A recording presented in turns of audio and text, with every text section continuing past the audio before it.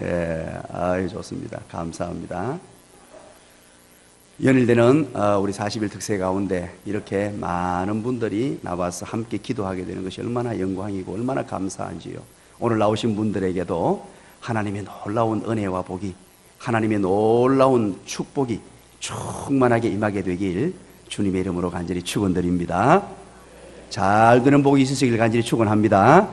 네, 감사합니다. 2차 대전 당시에 일본군 후방기지 병원에 로데라는 의사가 있었습니다.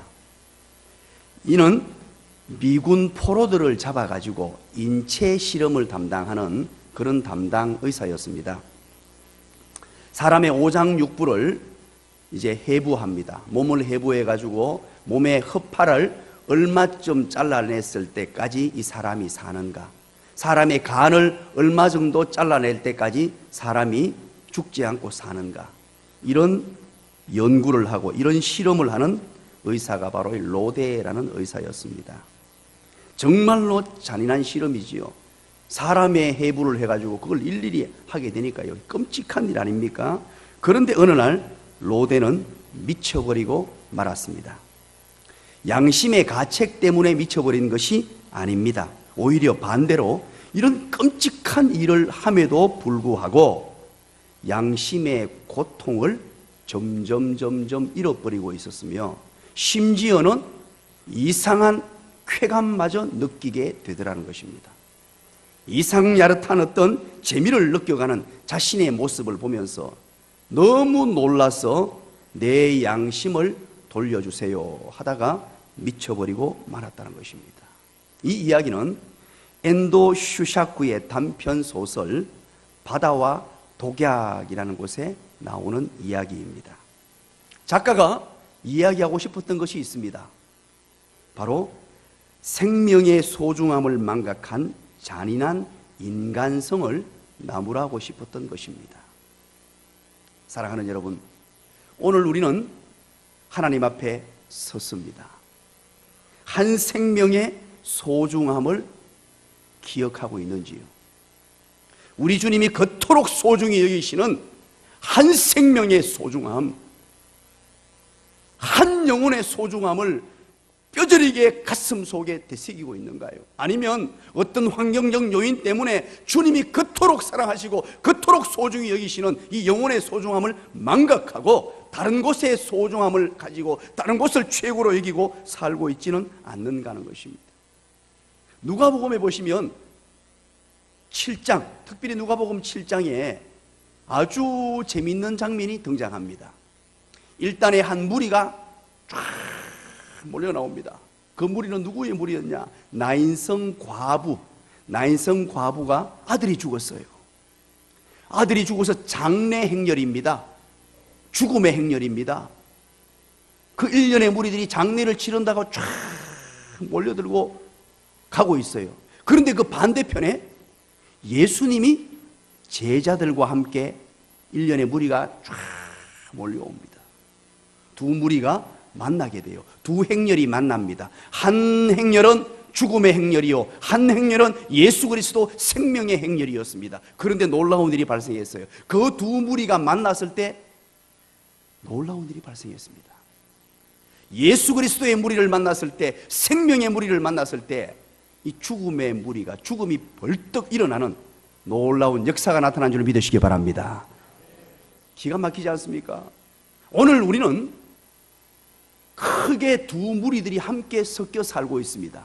저와 여러분들과 같이 생명의 무리에 속한 사람들, 예수 그리스도를 모시고 살아가는 진짜 위대한 사람들, 행복과 기쁨과 즐거움이 가득한 인생들, 예수님과 함께 동행하며 예수님과 함께 걷는 일단의 무리들이 있고요, 죽음으로 치닫던 사망으로 달려가고 있는 일단의 무리들이 있다는 사실입니다.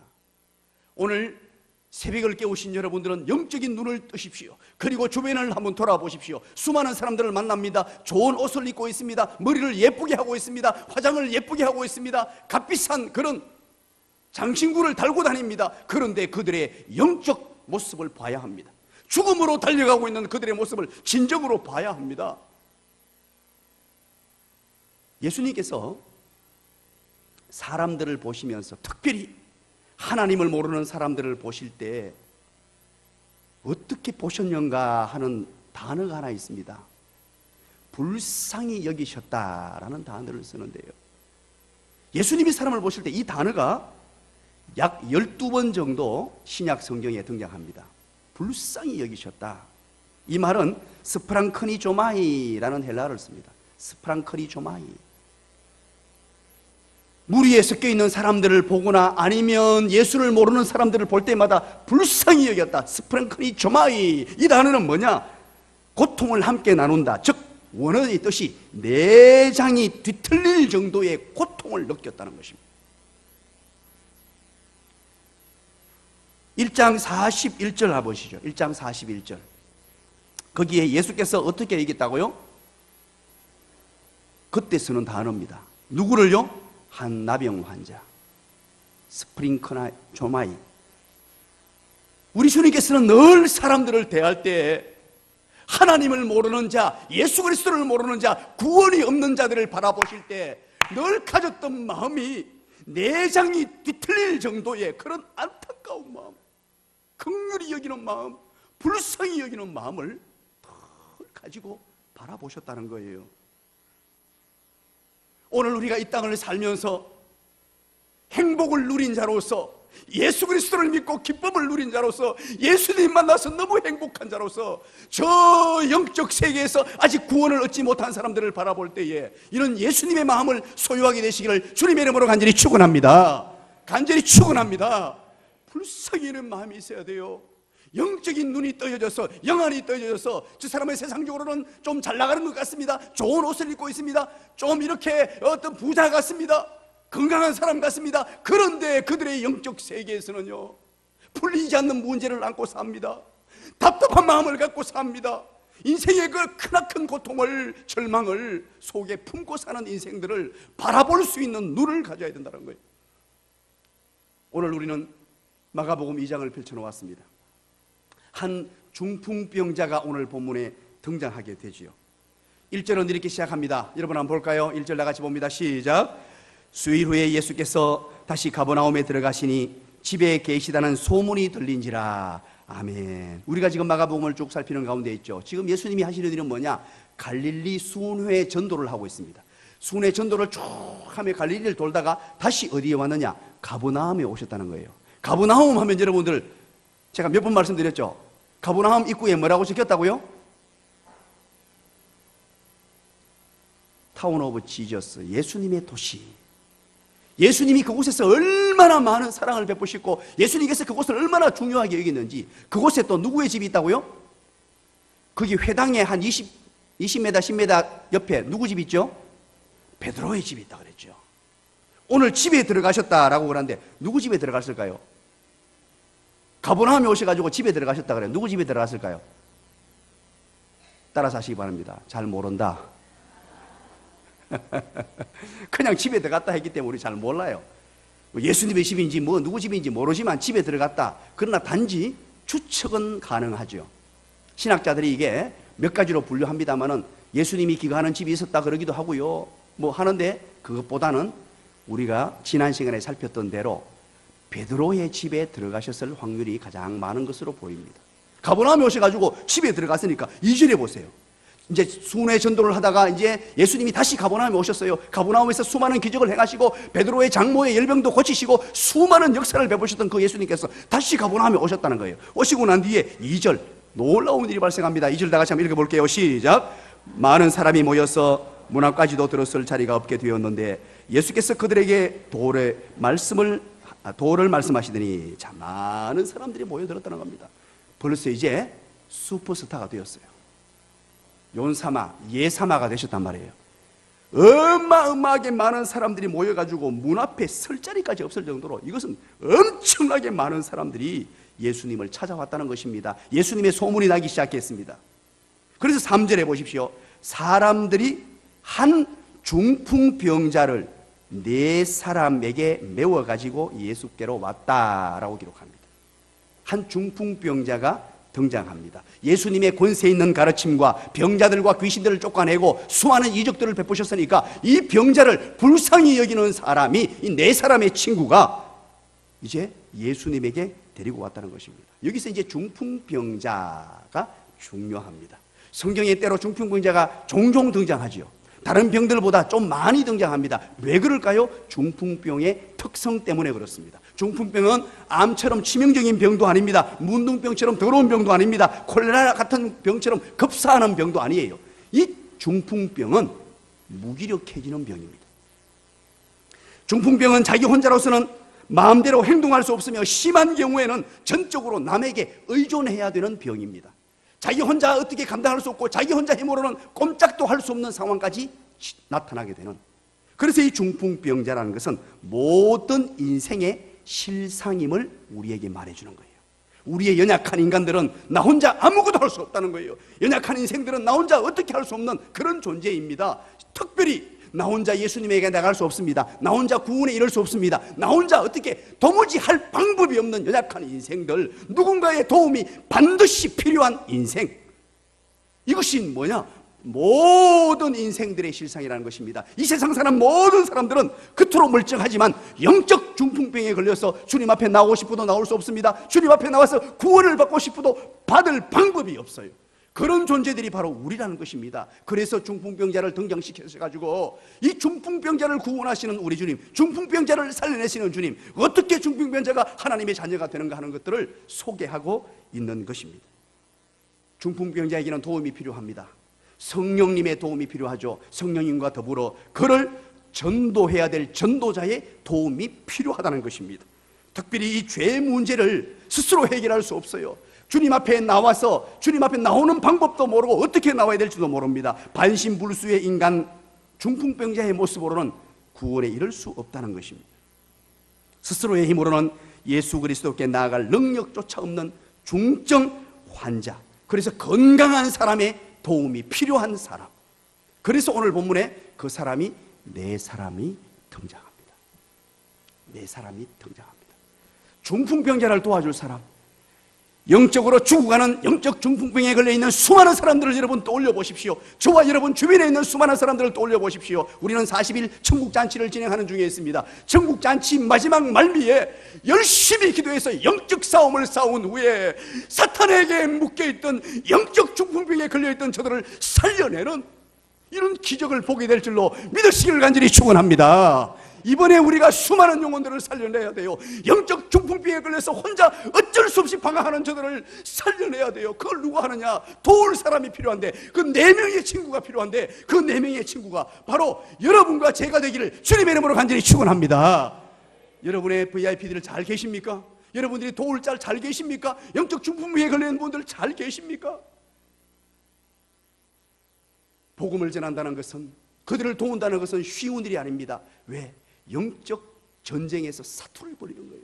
사탄은 그들을 빼앗기지 않기 위해서 발버둥을 칩니다.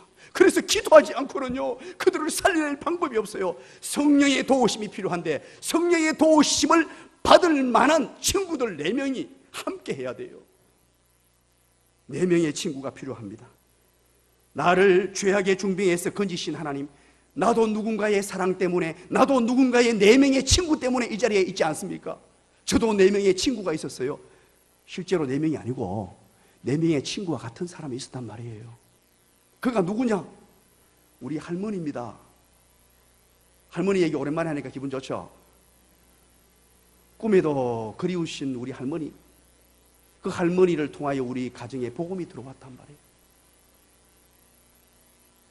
그 어려웠던 시절 우리 가정에 복음이 들어와서 저는 태어나니까 예수 믿는 사람이 되어 있었어요.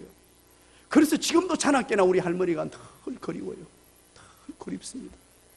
여러분들을 인도한 4명의 친구가 누굽니까? 4명과 같은 사람이 누굽니까? 그분이 바로 생명의 은인이에요. 육적으로 살려내는 것도 중요하지만 영적으로 살려낸 그분이 누굽니까? 현윤환 집사님 누구예요? 김종순 집사님 누굽니까? 여러분 대답을 해보셔야 돼요. 마음으로. 나를 살려낸 분, 영적 중풍병에 걸려서 죽어가는 나를 살려낸 분, 나도 이제 그런 사람이 되어야지, 4명의 친구가 되어야 되겠구나. 자, 그렇다면 여러분 보십시오. 중풍병자의 친구를, 중풍병자를 어떻게 도왔느냐, 이 친구들이. 우리 5절 한번 보겠습니다. 5절 다 같이 한번 읽어볼까요? 시작. 예수께서 그들의 믿음을 보시고 중풍병자에게 이르시되 작은 자야 내 죄사함을 받았느니라 하시니. 아멘. 어떻게 도울 수 있느냐? 중요한 게 있습니다. 먼저 믿음으로 돕는 것입니다. 믿음으로. 예수께서 그들의 믿음을 보셨다라고 합니다. 그들 믿음은 구체적으로 말하면 중풍병자의 믿음도 포함되고요, 4명의 친구의 믿음도 포함되는 얘기예요. 먼저 특별히 오늘 이 4명의 친구의 믿음이 이를 전도하는 것으로 불러냈단 말이에요. 4명의 친구들이 예수님에게 가면, 이 중풍병자 내 친구가 예수님에게 가기만 가면 회복이 있을 것이다, 나음이 있을 것이다, 고쳐질 것이다, 믿으시면 아멘 하시기 바랍니다. 그 믿음이 있어야 돼요. 절망 가운데 빠져있는 사람들, 고통 가운데 있는 나의 VIP, 나의 친척, 나의 아랫집 사람, 나의 옆집 사람, 저 사람도 예수님 앞으로 데리고 오면 나와 같은 행복한 인생이 될 거야. 행복하신 분들만 아멘. 그러면 옆에 사람들도, 그런 분도 행복해야 되겠죠. 나만 행복하면 나쁜 사람이잖아요. 그분들도 예수님에게 나오면, 특별히 우리 나눔과 성김의 교회에 나오면 이런 기쁜 인생, 행복한 인생, 환희가 넘치는 인생이 되는 확고부동한 믿음을 가져야 되는 줄 믿으시길 간절히 축원합니다. 그 믿음이 필요해요. 가장 먼저는 내가 행복해야 됩니다. 예수 믿고 행복해야 돼요. 예수 믿고 좋아해야 됩니다. 오늘 새벽기도 나오는 거 보니까 다 행복하시죠? 자, 옆에 사람에게 한번 얘기해 봅니다. 나는 행복한 사람입니다. 진짜입니다. 행복한 사람입니다. 행복한 사람이니까 이렇게 새벽을 깨우는 거예요. 예수님 때문에 주님 앞에 나오기 위하여 새벽에 나와서 기도하고 찬양하고 예배드리기 위하여, 말씀 듣기 위하여 새벽을 깨운 것입니다.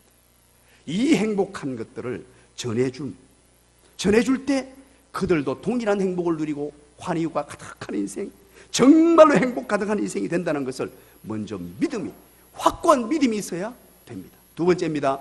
두 번째는 중요한 것은 우리의 행함으로 믿음을 나타내야 됩니다. 행함으로 믿음을 나타내는데 앞에 그 3절 4절 한 번 더 볼게요. 어떻게 행함으로, 이 믿었기 때문에 어떻게 행동하는지 3, 4절에 보니까 사람들이 한 중풍병자를 4사람을 메워가지고 예수께로 올세 무리 때문에 예수께 데려갈 수 없었으므로 그 계신 곳에 무엇을 뚫었다고요? 지붕을 뜯어서 구멍을 내고 중풍병자가 누운 상을 내렸다라고 말합니다. 쉽게 말하면 여기 지붕 뚫어가지고 입구에 사람이 막 운집해서 도무지 뚫고 가지를 못해요. 얼마나 많이 모였는지. 그래서 지붕을 뚫은 거예요. 뚫어가지고 내렸다는 거예요. 이 보통 믿음이 아니죠. 예수님 만나면 된다는 확고부동한 믿음이 있는 데다가 그 믿음이 있는 걸 그대로 행했다는 말이에요. 믿는 대로 행했다는 말이에요.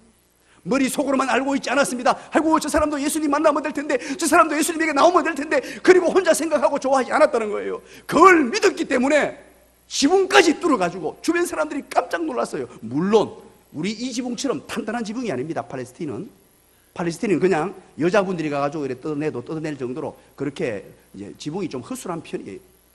하지만 그렇게 지붕을 뜯었습니다. 이것을 이렇게 한번 표현해 보죠. 창조적인 행함입니다. 그러면서 모험적인 행함입니다. 창조적이고 모험적인 행함, 오로지 복음을 위하여, 이 사람을 살려내기 위하여. 이 4명의 친구는 머릿속에 가득 찼는 게 뭐냐니까, 이 사람이, 내 친구가 예수님만 만나면 산다, 회복된다, 이 희망이 있다, 이 생각이 가득 차 있으니까 어디에까지 이르느냐? 창조적인 아이디어가 떠오른 거예요. 멋진 아이디어가 생각난 거예요. 지붕이라도 뚫고, 지붕 뚫고 하이킥. 여러분 옛날 TV 보셨는 모양이죠? 지붕이라도 뚫고. 기가 막히지 않습니까?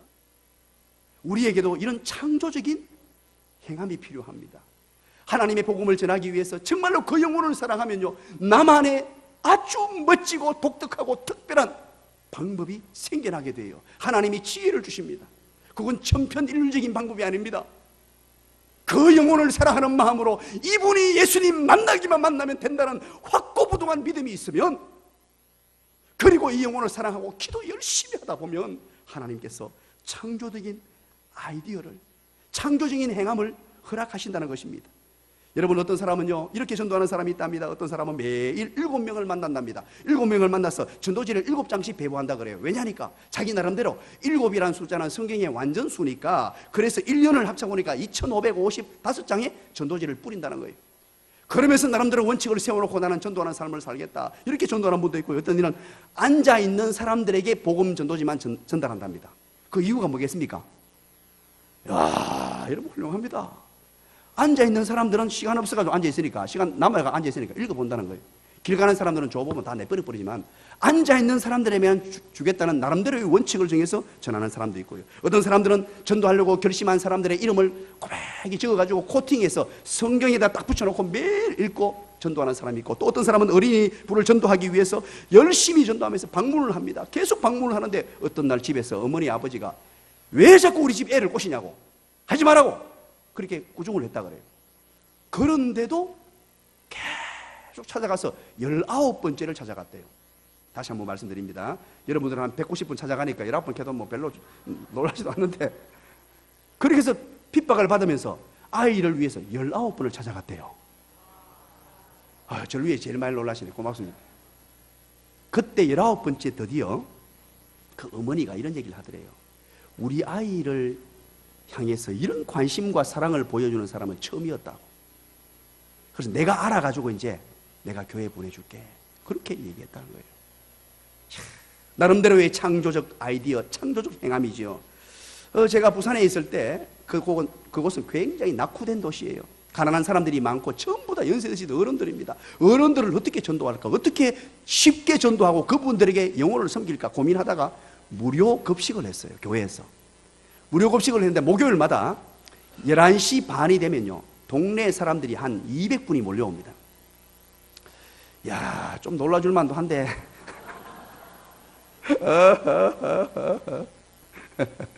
연세 드신 어른들이 한 200분 몰려오는데 뭘 하느냐, 200분이 들어오면요 본당에서 제가 예배를 드려요. 예수를 전혀 모르시는 분들이에요. 오면은 제가 예배를 드리는데, 제가 또 게임 인도를 잘하거든요. 제가 게임 인도 같은 거 잘한다니까요. 어른들하고 게임을 하면서 놀면서 그러다가 찬송 하나를 불러버려요. 그러면 좋다고 박수 치면서 막 따라 부르다가 하나님 말씀을 한 5분간 전해요. 예배가 돼버렸어요. 그래서 11시 반부터 12시까지 예배를 드립니다. 예배를 드리고 난 뒤에 식당으로 싹 내려가면 국수를 삶는데, 이제 교인들이 국수를 오래 삶다 보니까 국수 전문가가 다 됐어요. 나는 국수 삶는 게 그렇게 어려운 줄 몰랐어요. 국수는 그냥 제일 쉬운 게 국수인 줄 알았는데, 베델교회 가서 알았어요. 그것을 적각 삶아내야 되더만요. 안 그러면 맛없대요. 어떤 데는 여름에 더운데 200분을 만들어내려고 해버렸어요. 이거 막 땀을 막 물 흐르듯이 흘리면서도 그걸 기쁨으로 해내는데, 그래서 실버 교회가 하나 탄생했습니다. 매주 목요일마다. 놀랍지 않습니까? 그분들이 다 전도돼 버렸어요. 그런가 하면 토스트 전도라는 것을 만들어냈어요. 거기가 바로 동네 안에 있는 교회였어요. 동네 안에. 바로 큰 길가의 교회이기 때문에 그 주변에 출퇴근하는 사람들이 많이 걸어다니는 교회예요. 유동인구가 많고 그 주변에 또 사무실 같은 게 많은 동네예요. 그래서 마당에다가 천막을, 대형 천막을 3개를 쫙 펼쳐놓고는 토스트를 굽어가지고 오는 대로 그냥 막 나눠줬습니다. 교회에서 그냥 나눠주고, 그리고 저는 배달을 했어요. 우체국에 배달하고, 농협에 배달하고, 새마을금고에 배달하고, 양복 깔끔하게 입고 가가지고 그냥 나눠주고 시가물 웃고 나왔습니다. 예수 믿으라 소리 아무도 안 했어요. 한 번도 안 했습니다. 그런데 자기들이 알게 되는 거예요. 저분 저거 누구 하다가, 저거 베델교회 목사님 아이가, 베델교회 목사님 아이가. 그러다가 이제 어느 순간에 제가 가니까 전부 다 벌떡 일어나가지고, 목사님 안녕하십니까?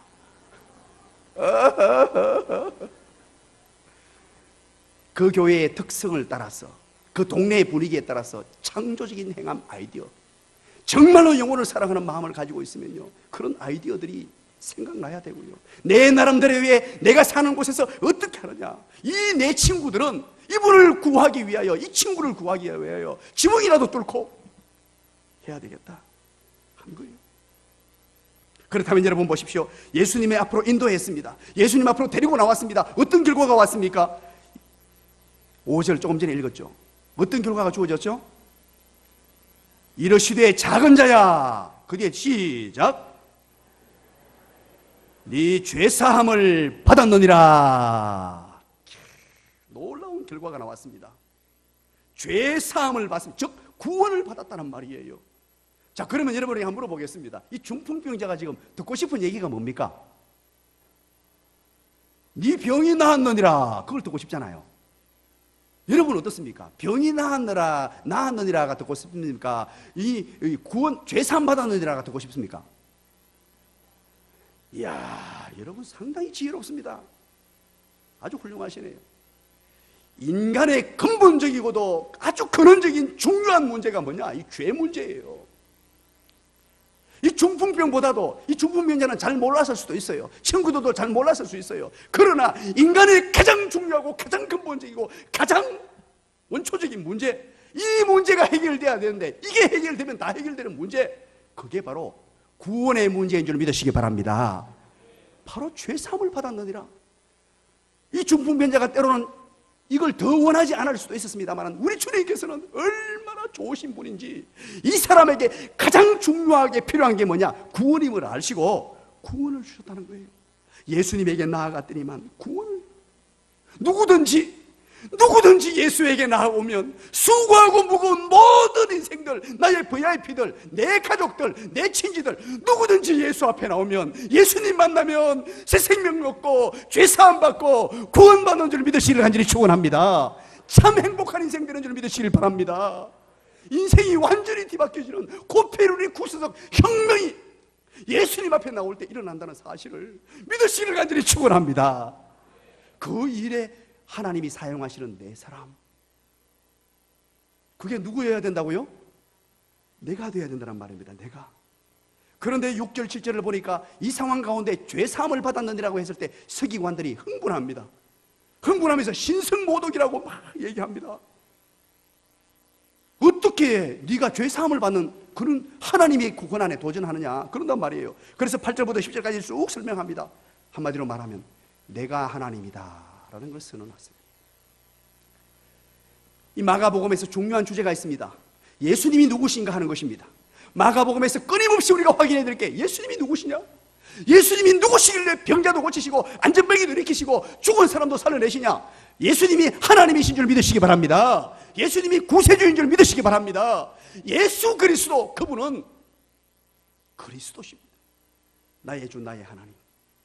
그분에게 오는 자는 누구든지 고치지 못할 사람이 없고 회복되지 못할 사람이 없으며, 누구든지 그 아무리 극악무도한 사람일지라도 하나님 되신 그분이 이 땅에 오신 임마누엘 사건, 예수님이 그걸 지금 선포하고 계신 거예요.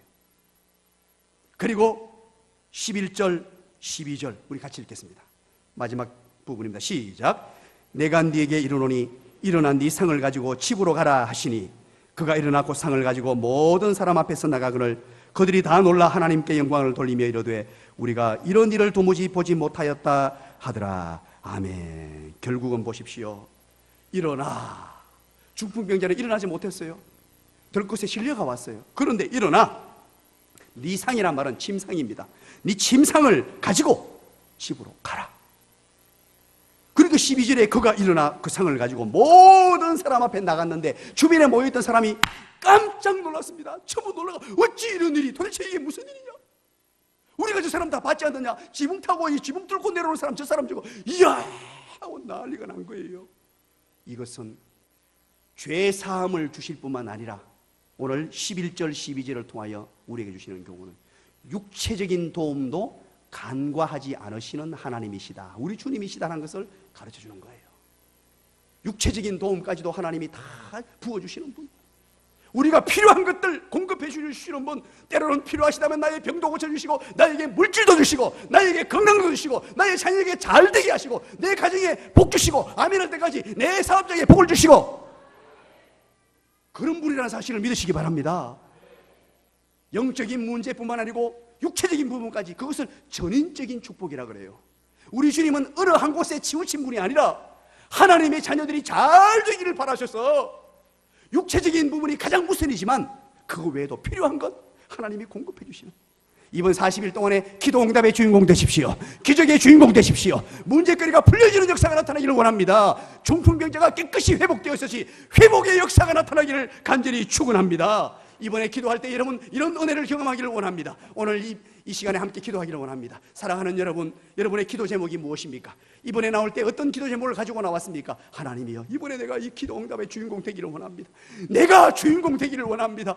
내 주님, 내 얼굴 봐주세요. 내 얼굴 봐주세요. 내가 하나님 앞에 부르짖을 테니까 하늘 문을 활짝 열어 주시옵소서. 하늘의 신령한 은혜로 채워 주시옵소서. 나라와 민족을 위해 기도합니다. 교회를 위해 기도합니다. 우리 수능생들을 위해서 기도합니다. 우리 환자분들을 위해 기도합니다. 우리 두 손 높이 듭니다. 주님 항복합니다. 내 지식, 내 경험, 내 철학 내려놓고 주님 잡겠습니다. 우리 주님